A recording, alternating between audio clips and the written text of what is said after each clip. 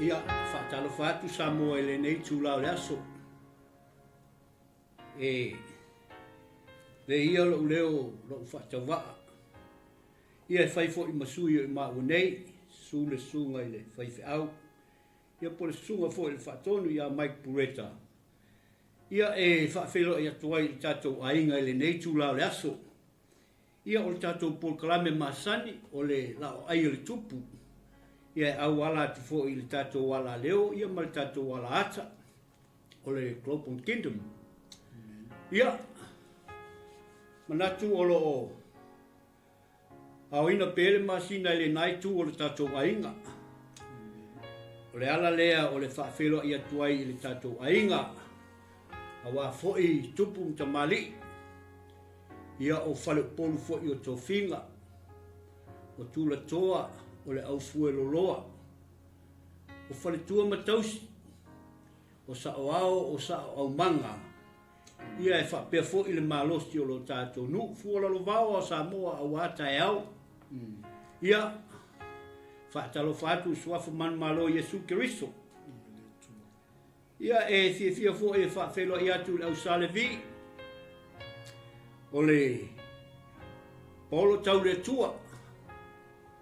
O la tau ia olo e pungi matangi. Polo fo'i e tau I le langi. Ro o fola sia pea le fala. Ma naia ia awale fo'i le awina I tātou I lumo le tua. I le aso. Ma le aso. Ma alo le whai o le whaiva. Ia e le whaangaloino fo'i ia paanga maasani o tātou polkalame. Ai mai se fo'i se uso. Ia o se tua fafine. O se tamā, o se tina, po whea lava e iai. A whai o lo e maua mai eile nei polkalame. Ia e mātou te whaatalo whātu, mau alo whātu. Ia o maota malawa. Se e le sili le tai lo le tāpuai. O lo lato whaia pea le whaiva o tāpua inga. Ia a o alo whaiva fo I tama whanau.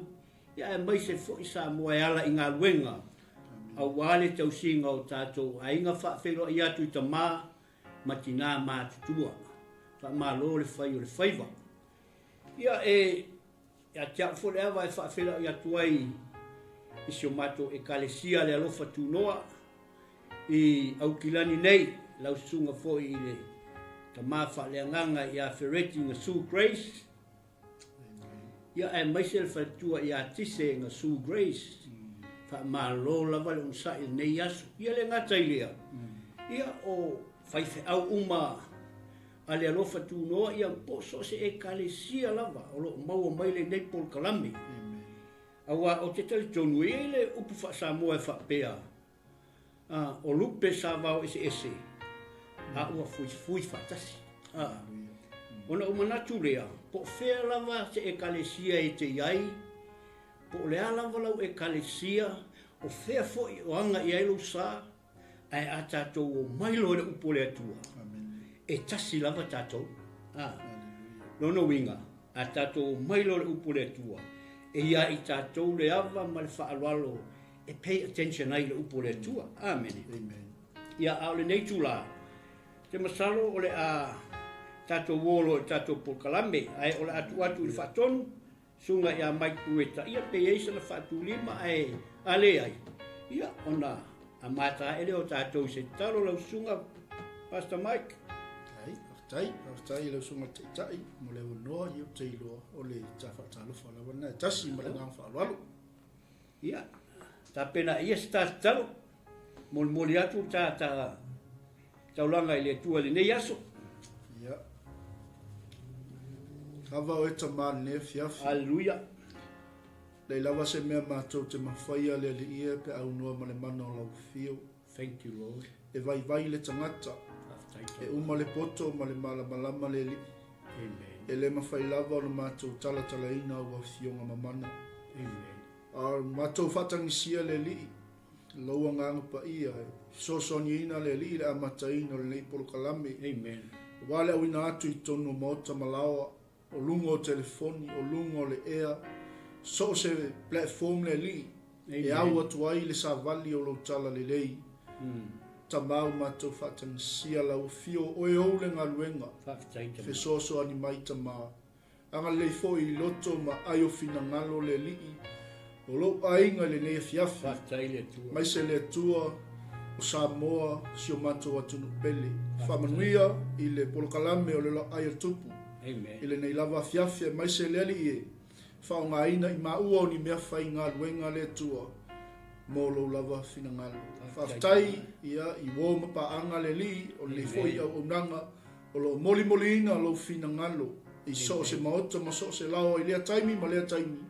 Ia tu mau mai pea o manuia I lunga ia I mato uma le lea fiafi. Anga le atu e tamai le au ngalu lue, le au whai ngaluenga, le au fola. Mato uma, lo mato moli mawina whatasi le li ilo matau tia ma lo sili ese. Fesoso ani mai. Ono Yesu wala toila mātou talo. Amene. Amene. Amene. Ia, malo I lau sunga, tai fo I mole. Tausanga walpo kalame, ma fo I o tātou watapu mle tua le nei aso, ama tai tātou po kalame. Ia, a whai wa iei lau pelu Samoa, ia, o le mea tā ua le na. O le tātou po kalame le, o le tātou whasoa I le mta upo sfuma tolu. O le mta upo sfuma tolu o le tusi e lua a Samuel. A o lona mta upo sfuma tolu. E ai tau te le iola le sfuma tolu upasa. O te fia latu la titia I tua I le sfuma lua. E anga I meanga I ngā le sfuma lua. Awa o le mea mongi lava ia leo wa I ele atua tavita. I le sfuma lua pe ona I ele mea tupu. Awa le sfuma tasi sa tatu tala no ele muli lua tavita. Wa fa le tonu tavita. Ona o le last sai tavita. Ai o le sfuma lua. Fai mai leo wa I ele atua tavita. Amen. O le mta upo se fulu, ile mta upo se o le fai upo se fulu, o le mta upo se fulu malu. Na whapea ili whatalai ngā le atua. O le nei, e le mawai le pelu ai lou a inga e whaavau. Amen. Lea ua whai le atua I ana tano, whai aku I a kawika. O lau anga sala ua matu ia. O le ala lea, e le mawai le pelu ai lou a inga e o le whaavau. O le mea mongi lava, ua whaamangalo e le atua le angsala tavita. Alleluia. Ua whaamangalo e le atua. A o mea e o le mafuanga, e le mawhai e o whaamangalo le atua. E le mawhai. O consequences ia e le mawhau e I tavita, ai le whaia le angsala. Amen. Ua mangalo la le angsala tavita. Ai mea e o mangalo lea. Pe o mele ang whetalai e le tu. O le nei, e le mawai le pelu I lou a inga e whaavau. O le tala le I a tavita, le o kako whaasolo a I luma. I mea nga uasala mo tavita. Ma mea nga kupu le whanau a tavita. E whaasolo a ilanga o le whamaitus pa ia. E le toi mawai le pelu I to tono lou a inga. Amen. O longa winga la. O le whai unga lava o le mta upo suma lua. Whai me ua fiu I o apu e kau ari ngu lea. E le malo. Ai onga o le ua toe sala mō tavita. O lo ua kau whai ka vika fo I le atua. Le ua wha mangalo e le atua langa sala. Ua koe a makainga focus ka vika I lea. I kaua ia. Ai whai main koe mang malo. Amen. Ua alu yopo kaua e yopo le olo Pala au mai a tavita sau. Sau ua ea lea. Le maunga le olo. Sau lo ka vika o I lea nga koe maanga ia mai sa vali a tavita. Al whala vela de. The problem is ua le te ale pelu. Ma le whale o tavita. Le lau ka koa koe I mka upo sfuto. Le la tatou whaasoa tua ia. Po o ala lea nga fua mai I consequences ia. Nga whai ei le tua I a tavita I le pelu lava lea. Langa o le pelu lava lea whasio kei uria. Amen. Amen. Ia, basa e se mea ke fia susang meile mka upulea ka kile yu kam ka. I ngatasi alfa i upulea i on ta me ilo le tam ta kulia fia fi pe yo le mele fia fa ma fa wa e sa no ile tala le tuona ave ile perfecta fa ya ta ele ma vai le pelu mai lunga lo vai. Amen. Le la sa tatu tala no ina fo il tatu ta upu. A tatu wa aila ile curse le. Whanau le tama oti. Sau api saloma oti. Sau atonia oti. Ko lua events ke kele inga so ngai. Aisea. Ongol mea. Mafua meila i. Amen. Fa meila i fe po sumal tolu lea fa mole tai ia ona ta ngai lo le tam ta mai. Ona fai mai leo ta vita ia na tanu. Ua ouanga sala lava ia Yehova. Finally, David testify. O lewa tau tino. Ua tau e ta vita. Ua anga sala I luma o Yehova. Amen. Fai mai lola I o perfecta ia ta vita. Ua ave e seina e Yehova lau ang sala. Amen. Mai e te le oti ai. Amen. See, when God promised, a fola ele tua se mea. Tau nu. Lea la tatou wa nga il mta upu. Lea la walaya. E lunga le a ingo ta vita le mea lea. Amen. Ongo lea. Ongo le consequences pe nga e ta ua. Amen. Al tala perfecta. Ai ete le oti. Yes. Wa ve se ina e Yehova loa sala ta vita. Ai te le oti. Amen. Wanga fa pele ka kingo ko malo longo winga e fai e ya le ngesa e continue me ale curse le fa ngau tama pat se paut sau api saloma ot sau atoni ot wa ya ko ngol ko inga sorry fa le ko ngul me It's amazing why Pastor bo ulam tala o le ale mea nga ko ka vika I ia ulia. O le anga sala malimuli lua ta vita. Sa cho toe ta vita le oki. He sold. He sold it. Loko koe ka vika le oki langa oki ulia. Ai, o le uka ko malamala uma, o le mea e te tō. E te sele. O le sele ngā ka vika. Ngā oki lo ngā kari. Amen. Hallelujah. Langa o le selmea nga ko ka vika o le langa o ki ulia. He sold it into this man. Ai o mai I longa kari I le nga lainga kupu whawhitau. Kari mengu. E lei whiwhia I ele tua. You sold it. You harvest. E ke sele le ot. Le la o umman mea nga. Ma nga ia mele wa ta ua tai. Ole what you sow, that is what you reap. Ole mea ke lulu, ole mea le sele tatou. Ole mantua. Nga wa ai au ta vita, anga sala lo ta vita. Dal me mo pa u wa ai. Amen. Lua, sao ilo muli lua. Amen. Anga umanga muli lua, o olo le manato ta vita, fasioti lo tanga. Yes. Ma wa ile tali ole mea. Amen. Pe yo le ai mana ia tele me le wa amatai lau sau no ngali vai ngaleso ia ta tele I fa solo tu pemta po sumato ia ono le tatai ia mole wonga le ka kai mi fo e uti tatai ia pasa ia ele mta po formal tolu pasa ia ya foi ele o tus pa ia tato fai tau fa tasi ai tato fai tau fa tasi ai ile tasi o ile lima okay mta po su tolu Lua Samuelu lon ta upo sfup matolu. O le fai upo mua se fa pau mai le lima. Ia. Ua mawai atu ia mea. Saia Absaloma le atali o ta vita le tua fafine la le lei. Lona ingoa o Tamara. Ua manao ia te ia a manono le atali o ta vita. Ua whanoa noa a manono. Ua o ina mai o ia. Ona o Tamara lona tua fafine. Awa o le tau pou o ia, ua whainga tā fo'i ia a manono, e whaise mea ia te ia. Sa ia a manono, o lona wou, o lona ingoa o iona tapa. le atali'i o sama o le uso o tawita. O tangata tonga fiti poto. Lava iona tapa. Ua whai mai o ia i a te ia. O le ale mea ua whapea ai oe ona tino vale i le aso ma le aso. O oe o le atali'i o le tupu. E te le tau mai ea i a te au. Ua whai atu a manono i a te ia. O te manao i a ta mara le tua whawhine o Apisaloma lo uso. Ua whai mai o nā tapa i a te ia.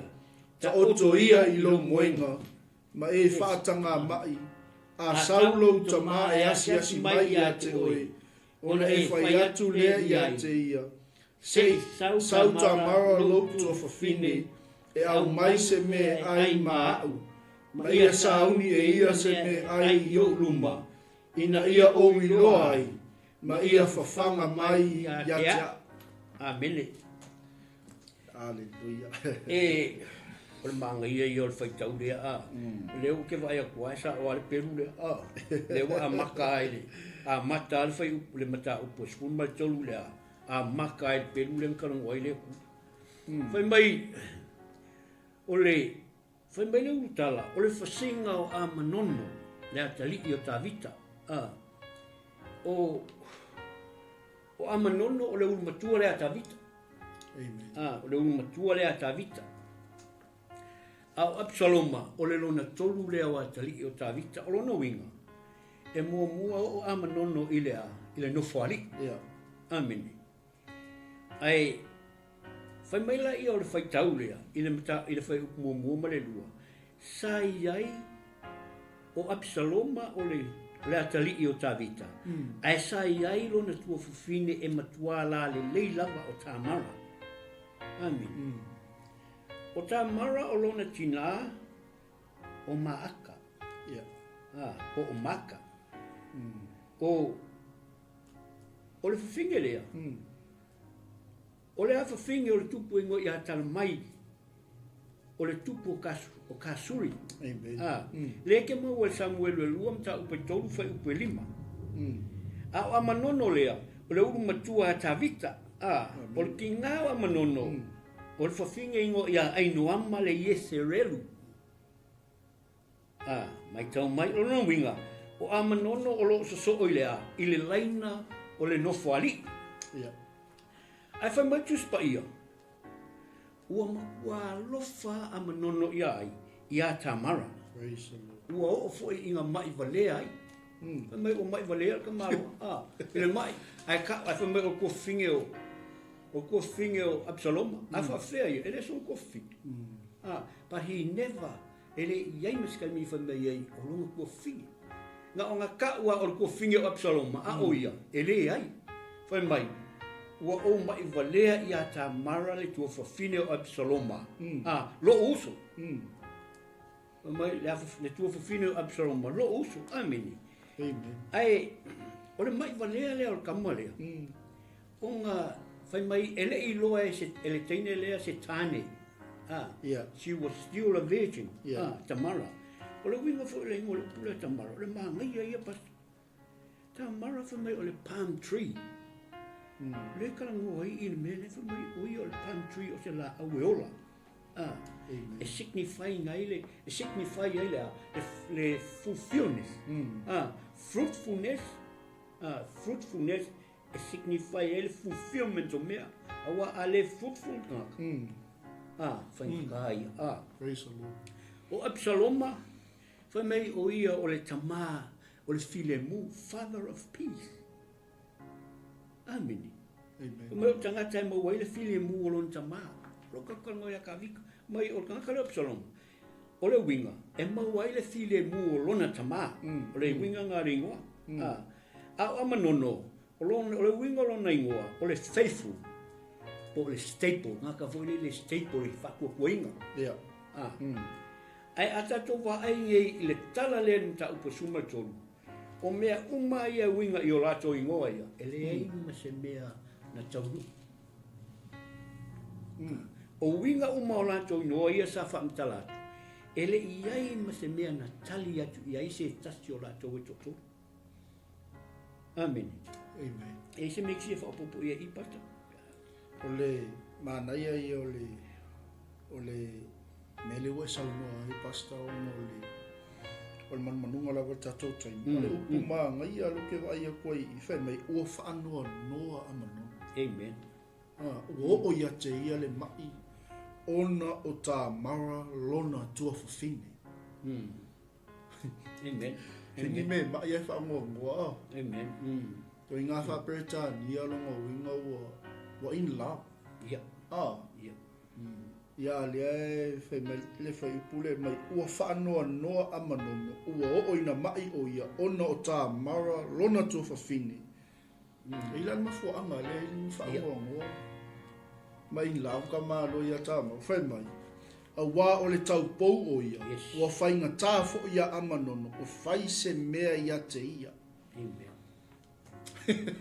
Nō winga o whio maro e try. Yeah.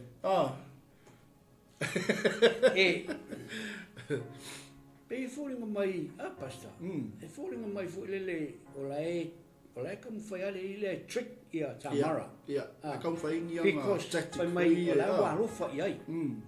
But a kako wo le titi atu luma pe o kai mi le kako keo ia. E le ia rofa i ai tamara le ia. E le ia rofa i ai tamara. Yeah. Ise mai leile mele ka whai. Ise mai leile mele whai because leo mai loa. She is a virgin. O ia o le tau pou. O lai last i ai lewa ai ma le iloa ma le mana onga o ai. O amanono. Onga o ia o le tau pou. Re mea kongua lea. Amene. Ai whai mai le whai upu e. I whai upu le e a fo e kolu le lima. Whai mai la ia sai ai le wole a le li leo. O ai fo i ringi mea fo mea i o spai ia. Fo, longa winga. O la e wheo ai. A la e whai le kengi al vai ngai. O le spai le li lea. Alu le mea lea. Whai le mea lea. Whape ngā. Rona winga. Whai mai sai langa ua e ngō ia ai. Ama nono. O yo. Yona tapa. O yona tapa la o la kari i sama. O sama o le uso o tā vita. Amen. O se tasi o le whanau o Yese. Amen. O sama, o le usu mongi a ka vika. O se tasi o le whanau o Yese. Ielele. Amen. Wawa ila le mereku. O le kaua kongu i. Even now, i se la eluma. O le kaua ai ainga. Amen. Mukwa ainga. Wai mela ia. O amana tapu. O se tangata e ese le whaitonga fiti. He's a crafty man. O winga le winga o le upu. Mai e poto e fau mea. Mea fo i e tau le ma fau. Ina ia whamalia i ngai. Peila o le li leo. Amanono. Aioi. Mai onga ka mwhaila i o le li e whaise awala. E mai le i ta mara i le whale oi. I le whale o amanono. Ringi mele le i mele o spai. Elengi mele le. I ka hale le ngai me o spai. E ngā ua. Ka spai aso ia. Ka spai lai kiki. Ia ai pe kele foi ngau spai ia i las. Ai le ia sa me ngā wal spai. Ia wai ele tau fa ilo oi le vai. E manga o malo foi spai me vai. Bene. Ya malo le. Aka ko kala ngoala pastai. Ata no nei le e winga ia tamara. Le yo amanono. Fai mai o le sister o Absalom. Ia. Ai na tele ta ua o sona tua fufini. Ai tea. Langa i ele mea manga o ilo na loto. Ua nau i ilo na loto ole lust. Lust because she is a virgin. Wow. Ai le lofa i ila ngai ho i ele mele fa mai kwa le ese lofa tangata ia. So makaulia foi ole love ma le lust. It's a combination. E ofa tasi le love ma le lust langa a e lofa le unto lua. E ke lust foi ai. You must lust the same person you love. Ai le ofa pe ke lofa lo ku ai ke lust i le tangata. No, e ka kawanga e last o i se o e ma. Mene.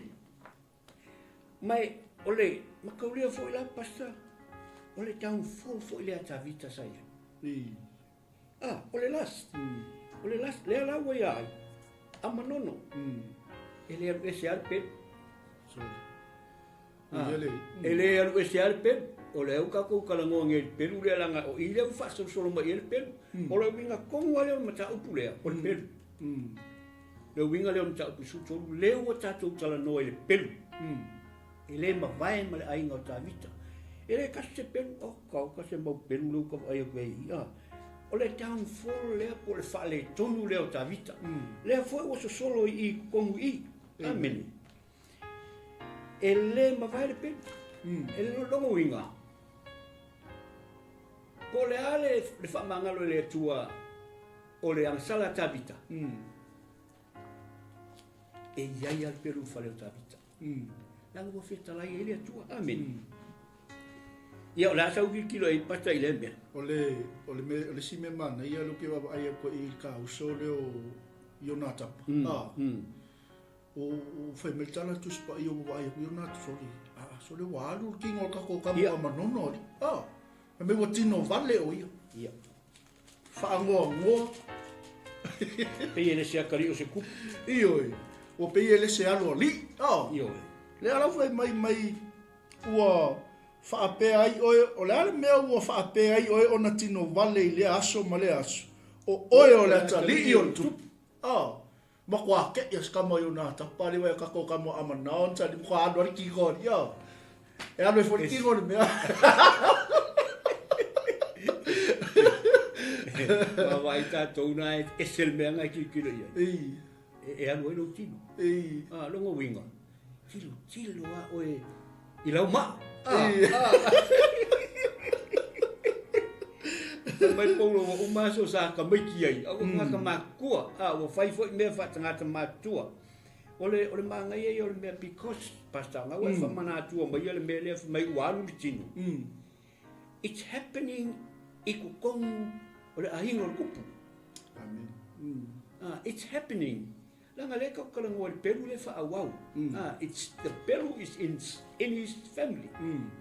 Ele ko e mavai le Peru. Wa le wala ku le le wa ai fa mai so le vai pa aso. Ta polin cafe no veri le va so le que aria le kwa. Na no fa pe ai. O la kari o kupu. Sau lo mal kamaro. Wa le il ko mafiki a kamaro le nga fa iskamo mangungo. Ale ka oko lo moi. Mai fa ka ngama. Fa mai alu ka oko. Fa ka ngama. Ai wa ya sia si mal kupu. So mai ya sia si mal kupu i fa. I fale o lang whangam. E a sia si mal tupu. E iloa mai e foi ele o na tapa me kupu. Amen. E kusa lango fo mau mai. He can see things. E fa pe nga fo ka ko. O le fili. E ngo fo mai. Ala va ai ka ko. Pai lo le el fili ka ko mai o inga e fa. E lo le le. Lo ngo winga ya. E va ai lo va ai malo manao. A ho te manao tele. I ke ufa le kongo i ka kou, amen. Ila maka upu le pasare o lala ka mero ka o ka whaikau. O le ono, ongo i fia. Ka whaikau a le ongo i le, oi o le lima, ia o le ono, pasa, o le ongo. O le ongo leo ka o iai.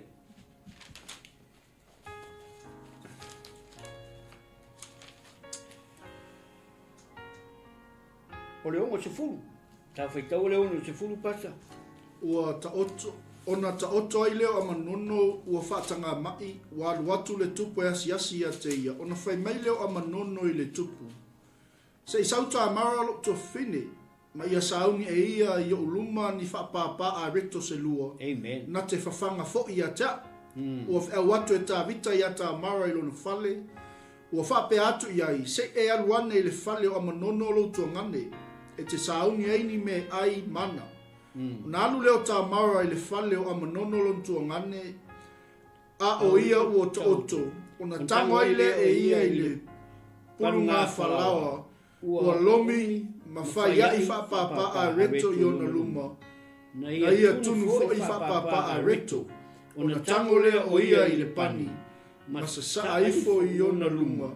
A ua le ma whai o na ai ai o ia ua whai ane amanono. Ia o ese tangata uma i a teau. Ono ese ai tangata uma ia te ia. Ua whaiane a manono ia tamara. Au mai ia le mea ai i le afe. Ina ia e whawhanga mai ia te au. Ona tango leo tamara i whapapa a reto na ia whaia. Ua avatu ai a manono lona tuangane i le afe. Amene. O kasole se plan. Se me ngā kele soli. Lea ua kuri kangaka. Whai mai au ese. Lono winga. O lae kau mai le ia ka malo a tā mara. Au ai ese le mele i longa frame of mind.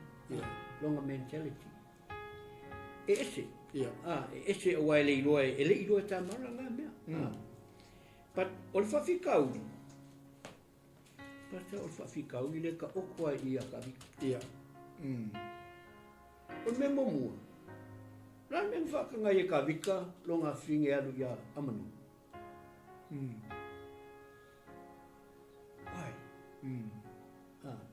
As a father, o ia lai ki kilu i longa ainga. O le ale me nganga whaatanga hina ai. He allowed her to go there. E whaile mea ai, e lei whisili mawhawhau ka vika i remi. E lei whisili longa mawhawhau. Langa o ka maro le o waifo o Iona Tapa is very crafty. So se mea lawa e fo i whaile li leo ai fo i o Iona Tapa. E se langa o ia lea. O ia lea. Lea foi whamoe iai e leo amanono. E whamoe iai. Pena ke iro se mea nwhai o ngā maia ia tamara. Lana mea ngau iai. E lei kau mawhauwhau ia le leo waifo i o Iona Tapa. E lei kau mawhauwhau. Nganga whai a kua sau markan alu ka oko. Whai mai kala a Iona Tapa i a amanono. Alu e ta oto ilo moenga. A lela walu e whaila ai kia e mai eri kenge lea. E mai e whaise mea ai mo oi. Nga happen. O wanga ngā wafe au ia ka vika, wha mai ka vika wale lei. Rasa wa ai pas. Ia. E mwhai a ona tātou awa ai fo i seisitu. Wa le penga e sauno. O le tangata leo amanono. He's a faithful man. Ia. E lopo kasi ngai kung kilkilo e ko inga peia wale lei. Te la sau kenge whaise mea ai ma. Ia. Pea whai wai ma. Ia e ngalo is ko inga. Ia. O le wo ele ula le nga whaia kong fiki is ka mo amanono. Alo e ka oko lo moenga. Ngai whakanga mai lea. Asiasi mele tupu. Ia ngai whaile ia se saulo ko whinge se i. Amen. Whai sau mea ai. Amen. Longo winga o whakanga le kupulo sio ngā whinge. O whakanga le kupulo sio ngā whinge i longa i loa. E nei se me kupu. Ia. Maa mawhawhau to inga. Maa mawhawhau tupu ia. But o le kupulo ka vika. E leo skanga ka e discipline inga lang whangau. Ke lei o me te iloa i. Langa ngā kupuru mele ia le leo amanunga. E lei mawhainga discipline e ka vikalo ngā kali i leo. Ngā ika. But the Bible never says that he disciplined him. Lei lopo le mea ngā takes 2 years. E lei kia e se amana loko Absaloma. 2 years. E lei ia ese ia le mea leanga kupu ia tamara i le mawhawhau Absaloma. See, we're still on the bill in this family. Langa, nga whaakanga e Absaloma o ngofolo ko whinge long whale. And he sees her every day. Amen. Longa winga o le whaia i au ka vika ia tamara. Mawhawhau le mea kupu. E le i ai mas e o alu tau sanga wha mei ngā mawhawhau lora i Absaloma i se me pingi ei lea. So, longa winga, o le whaasolo solo ala ka lai pelu lea. Mai tau mai, o le ale te ale pelu mal whale o tupu. E ei la mea lea, o le mea kau, o le kau unga le mea lea, o le pelu foi. Ai sea, the word has spoken. O umba o le whetalai lea tua. O longa winga, e wha au au pēr mea le tonga o le whale o tupu, amen. Mai o le downfall fo i lea tupu lea. Au aia. Ele discipline i. Ai le po le telefone tupu ia tamara. Ngare pau ale al kai minga whamitala mai tamara uma. Nga uma i ia tamara ai sea. Nga wale mwhainko whai poipo. Matauria foi tūmanga Israelu yasola. E ila so tūmanga su e ile teine whai poipo. Amen. E ila so tūmanga. Ai e roa fo ile ofue. E la e ele. E kenge po la finga tu. E roa ila e. Umu ofu fo ie. Umilima ia. Tata puwai e whai mai ea. Mai ese lanu color. Coat of different colors. Many colors. Ia au menga len kupu i. Kupu lor mene i leo koe ofu loa tamara le ofu lea. Wa umalonga wha moe moe ele wha i poipo. Amen. Amen. Pasta, e se si mei fia so songe ngame. Mana e whai ulo, ia, mana e whai ulo le iwa marisifu. Lea laua, wa ese tangata uma ia te ia. Ia wa whaiani ama nono ia tamara, au mai ia le me ai i le afiafe ina ia e whiwhanga ia te tango leo tamara i whapapa a reto. So le kwa leo whapapa a ke ngea kua. A lea lau whai a manono lai kia le ngā le konga whiki le ngā wako e kakale yo nā tapa o ngā le mea le ia i lea le tu ina nau o le tino. Mua tu ina nau o mata, tu ina nau la le tino le la a maka whakimo. Mai lola ia. Tango leo tamara i whapapa a reto na ia whaia wa watoa ia a manono lona tua ngane i le afiafi. Amen. Usai o mai le iwa marisifu ai mention mai me leo le afiafi. Ia, leo kako ilo o maan mea leo mea whaali. O le mea whaali lilo e le taipei au le me hoi le ke alua ai ke kakalo ilo e afiafi. E le iloa fua e lista ngata le. Ia oe malo afiafi. Ia lea laua. O whaali lilo fua la i whainga o mea ko urua leo. Waku whapapa i le afiafi. Uinga, kau fui kako fai ke whapapa ali pasa. Le so mi whapapa. Oi, o whapapa e se le feiva i so le laka ai fo. O le manga i le whapapa. Ma se la le tinu. O le tinu, o le maku wa hia fia o toi ina me le whapapa. Ua whai ko inga. O le whai mai la ia ave le fiafe. Ua sui fo ia mea. Mai ave le fiafe. Kasi ale mea le mana oita ia amanono. O le mea lai lona manao. Lona loto. What he wanted. She wanted her. Ai sea. Because ele I loe kenge le se tane. That's all he wants. Ke loe o mea vai kaimini e o lo fai per ngā mea. Amen. Amen. Tu lau sa mua ma lau whawhonga anga, ia o tātou masani, o tātou whalongo, o tātou iloa. E o mea ka miningi. Peise mea fua na ngā mea. O le lose o le virginity o le tangata.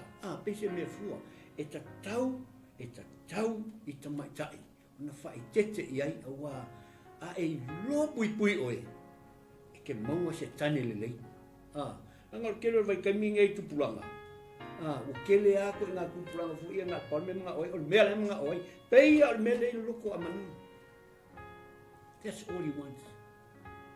But o le whautuanga mo tātou whanau, teine mta mai ta I mātala. Mātala I vai tau nei, o lo tutupu e o mai lava nei vai tau, amene. Ia, o le lawa kupu I whale vlavi. Lewa tupu. Ngā matulofa matuspa ia, o na lata o to lea longa winga, ua wha malosi ai. Ua wha malosi a manono ia tamara. Ai sea, ngai le kusa o la malosi. Ua mawhai ngā kaun whai a tamara, get away from a manono. Whai mai a tamara, whai le kupu. It's only a way to get away. Whai mai a tamara, se I o whai le tupu. Pēna te whata, Nā te le tau fia lava. Nā te le tau fia lava. O se awala, ai titire, o se awala tamara en whai ei, o naru ese mai. A wai malosi e leo a manono, longa winga o ka fiofi. It happened. It happened. Ia, ka ol whai kau le whai upu, suma kasi le. Suma wha pasa? Ia. Sutasi suma wha. O ia watu ai ia te ia ina ia ai o ia o na tango atu lea o ia te ia mana whai atu wai lo utua whawhine sau ia tate momoe mau. O tali mai o ia te ia aua lo utua ngā nei aua le toso ia te au. Awa e le whaia whaapea Israelu. Aua le whaia le nā mea leanga. O au foi whapewhea no o whaate e inga o lo uruma. Au oi e tusa ma se ula vale o Israelu. O le nei, se ilua tau tala ma le tupu. Awana te le tau fia au mai a te oi. Ai le mawhai o ia o na whaalongo i lana upu. Na ia wha malosi a te ia, ma na toso i a te ia, ua mo moe foi ma ia. Amene. Ma te le tue tau wō i se wha malamala ina o lea tulanga. O leo ka ko whaalonga uma. Ua whamalosi. Ua toso. Pe le ta ua veteni o le rape. Because o leo manino anga whai mai i tamara. Se i o whai le tupu. Pe whai fo i le tupu. Pe whai ona i atu maia. Ai, o se awala e kau whai e tamara e aru ese. E aru ese maia. Se i ranga i le fitau. Awai e whiwa tamara. O ngā kupu lola i o le mea. Ai, o le māngai ai o mea i ala aso so o ai pasta. Langa o le ke le i o ngā le la aso so o ai. O le mea le ngako whai kau ai fo i pasta. O le end result ngā o le mea lea. Ngā wha maalosi e amanono. Ai le i kupu le mea lea. Na whai e tā mara i le mele i me kupu mai ai. Na whai e tā mara. Mai tā mara e kei loa le me kupu mai ai. O ke le ilo po whe me nā tia ilo luma. A oe foi. E a vea oe mase vale i tutonu le nu. Ua whaka o so inga ia. E longa mangao malonga las ia o ngamaka. Ua whata o so inga. Le anka un whai tā mara e tau iai i le consequences. E o iai. E le ilo e tā mara po whemea o le ave e ilo na luma e na nā ai. Ai whai maila i o tā mara, ai o le ave oe o se vale. O se vale, o se tangata o wha vale valea. Amen. Wanga wina. O se au onga le mo tātou. E o fo i tonu o tātou ai. Se au onga le mo tātou, e te tau tātou mātala. Amen. Ina ia oa ne i tupu. Amen. Pastor, e se me te whia pai, ai aka kiri oa. Ia, moni lava, ta tono le toi tau wha malamlama ina lea lau manino le whaitau ina le upo le atua.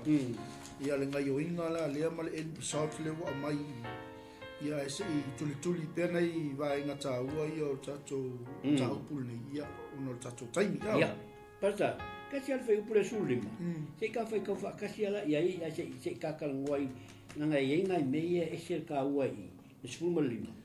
O na matua ino tele lava leo a manono i a te ia. O lea ua sili lava lona ino i a te ia i lona lua i manao. Amen. O whai atu a manono i a te ia, tula ia, i nā anu. Amen. Aila e mele ua tupu mai i. E mai whai upo suma lima. Ua sili lona ino i a te ia i lona lua i manao. O le mga o le sai ai. Nga makua kele lava. Ai sea, langa is his sister. A o longa mga o kele. Leo whaia ia, even though o longa ko whingi. Wari ke leo nga mea a lewhai mai irkus pa ia. Ua sili aku le leanga o le mele wang kuria i lo le mea na ia whaia. Ai sea, langa kele me ia o mai e tua. Wai mai ua sili lona ino i a te ia i lona lua i manao. O le whesili la. Ngā lofa a manono i a te tamara. O le kani re ai. It wasn't love, it was lust. It was lust. Mele mo mga whai kauanga al whai pusuli male. Sei kau kikilo i ai. O le mea lea. O le mea fwole ang kupu i a kavika. It was lust, it was a single-minded lust. Mea ngā whau mai i mea na wa ai i ai. Whanguea, mai long ka maa. o mea ia ngā ia a manuna. O mea fo ia ngā reinga whau pe a manuna mea ua ai ia ua whaalongo iai. I mea ngā whailong ka maa. It was a single-minded lust. Amen. Lea ngā wā iai. Lea fo ngā whai e a manuna aisia. Nanga e maua mai a mangungai rong ka maa ronga winga. E ka uwha i kete ka koua. Nanga e alu isi au ngā tupulanga, e o ngā kupulanga kolu, e o le au ngā kupulanga whale, le yanga o le mea whapea. Amen. Ia, e se Mexical ngoi le mea ka holo, isi whai upu pasta. Ia, ta whai me whasoro. Ia, whai upu e sulongo, sul vanu pasta. Ua tali mai o ia Taisia, ai se a foi. E sili ona leanga o le nei tulinga o au i le mea na e whaia ia tea. Aua le mawhai o ia ona whaalongo ia Taisia. Ua ia wala au i le tama sa au auna ia Taisia, u whai atu iai. Tu atu ia i whafo o le nei whawhine ai ia tea au. Ma wha mau le whai totoa i ona tua. Sa ofu ia i le ofu talaloa a wasa whaapea o le ofu wai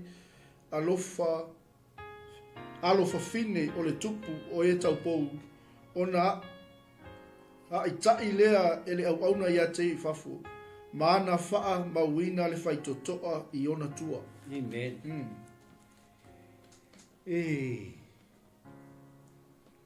Ua whamaita mara, ua sili lona leanga o le nei tulinga o au i le mea na e whaia i atia.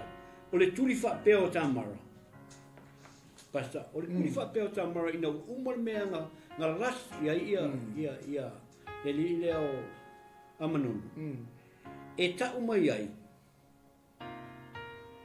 E iei le mea se leo ng whaia. When he kicked her out like this, e tau mai ai ua iai le mea se ua ia whaia. Amen. O lea le mea se leo whaia e le li leo amanonu. O lea ngasala. Leo ngai loa. O mea leo wakuri ai. Anga lei loa e amangongo. E le kuria. Alanga wai loa nga ngasala. Ale mo mafu makuri. O le fisili ale no kuri ai. Aua o kai mi umala vai ai tamara. E vai ai ia tamara. E wha mangakua ia langa ngasala. Vai e ingo le iai aisea. O le mele o kako ilo ai. O makua ai loa lava e amanona lana ngasala. Aisea. Aua o le kai mi umala vai ai ia tamara. E wha manatua i lava ia te ia le meanga ia whaia. Exactly what happened to Absaloma ma Tamara. O aso umala vai e Absaloma ia Tamara. E loa e wha mangakua e Absaloma le meanga whaia ai. Amanono i longo fingi. 2 years. Leis whamanga. Lua tausanga i leis whamanga lo Absaloma. Why? Because lango ngofo malongo fingi and he sees her every day. O le mea fo ilang whamai ia le leo amanono. Aru ese. Aisea, ele fia wa ai. Why? Because o ngai loa lana angasala.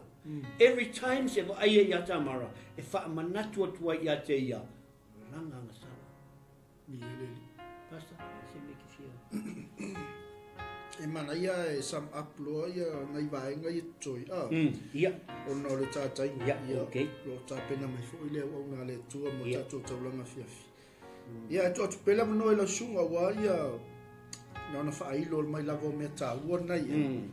Ia wa fo i le... Amen. Ia le ni. Amen. Tāpo kalame, malanga whalor. Ia, maro.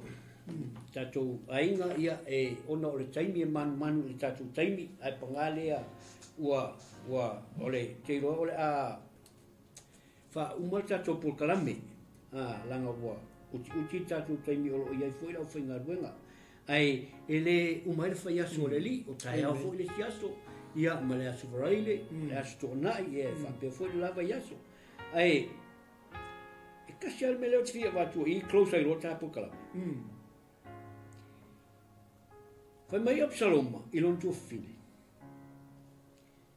Whaalongo mai. Whai mai, whaalongo mai a oe. Se o tua whine, o le kamala, o lo tua nane oe. Aua le manatu i le nei mea. E le ialo Tamara i lon kama. Ai e iele mafuanga. Ele mafuanga le lua tamara tama. A le wa ku'i ai fai mai le lufu ka lufu lua. E o mai nga ua whaalongo ka vika ile mele ku. Le la foi ko mele. Ko sai no. Fai mai. E o mai le lufu tasi ma lufu ma lua. Ua whaalongo ta vita nga makua ika ila ta vita. Kalanga ku spaia. E sa ola le ka vika amen. E sa ola ita ta vita. E sa langa longa finge. Ai o le whawhitauri, the problem is ele I puipuia e ka vika longa finge le manaonga o amanunu. Also, ele I ngofo ka vika ma o ai amanunu. Longa winga ya, e spoiler e ka vika lang whangau. I wonder why. E se sele whai unga na whai le tupu. Sa ka kau o ngā mawhawhau. Pe ai se anga mga oile li lea, le ula lea. E kuka e longa ko finga se me ai. Amen, o fisili. O inga whakangainga. O ka vika. Amen. Kusalaua eli a e ka vika le tu unga mau a manono. Ua ngofo ai Absaloma matinga. All this ua ngofo Absaloma matinga I tau sanga e lua. Le ala wha uma I tato Kalame. Ile fai upe lus fulu tasi ma le lusu ma lua. Le la wha uma I tato toi o mai po atai au. Ia o ngā wha au leo tato Kalame le awa o te le mana o so o ngā kosol kako Kalame e le o maua. Ia le o maua tonu ia mea ia o ngā mo tato. Ia o ngā pongi le songa foi. Ia o ngā mo oe, ia o ngā mo I maua, ia o ngā mo tato uma. Ai o te loa o le awha unga tato Kalame whaftai sa moa.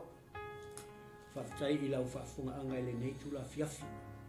Ia pangalea ona o le taimi, uti lo tato taimi. Ia ai lea whaina o lo iai fo I tai au. Mo le atu le nganga whaftai. O whai ngā luenga le atua, ai meise fo I sa moa o lo whai ona mafuta mai. Ia ma tulituli mai tato Kalame I le aso ma le aso. Ia o le tatalo, o le au ia wha manuia le tua. Manuia le tua ia te oe sa moa. Mai se fo I whai ngā malo longa le nei fiafi. Ia anga le lei le tua. Ai tai awa ena. Tato te toi wheloa I fo I le lofo le tua. Ia matafi le langi I malo longa le nei fiafi. Ia iai fo I whatau mau au whatafutafa. Ia whatau mau fo I apupusia. Ia o wawhai ngā malolonga le fifi. Ai o le atu I le sunga I le whaiwhau. E wha uma tātou sitalo. Ia ona wha uma I lau tātou Kalame. After I tell it a man near fiafi. Ua mai le ngā ruenga le ato 𝚟𝚑𝚎𝗔𝗒𝚒. Whaftai le tua. Matou wala au atu I ato e ngang pa ia. E te whaua le tua le savali le neiva aingo le fiafi. Amen. Whaftai awa noa. Whaftai taimi le lii ma whaitoa te tatala. Ia ua le lii la matou. Whaftai le tua. Au onanga ma le matou ngā ruenga whai pea. O le momoli ina o lofina ngalo I totonu o mota malawa. Whaftai le lii au whaiwina. Ma le manuia. Le au nanga le fiafi anga le atu o tama ia I le au na le tua lo tapena ina le mato taulanga fiafi. Amen. Whamanuia foi o tama le fiafi ia le sunga le li whaitau. Tama ia tai o bafo le tua le tapena ina o le neipol Kalame. Mato toi fila I le soata e au le li. Ma na vato whamanuianga le tua I lo ainga le nei fiafi. Whamanuia lo au whainga luenga tofi. Whamanuia I tama whanau o Samoa I whatawhaitaulanga I thia. Lo lato ngā lulu e ai a wale wholafolaina o lo whina ngalu. Whaftai tele tama, o na o Yesu wala toil mātou talu. Amene. Fuia.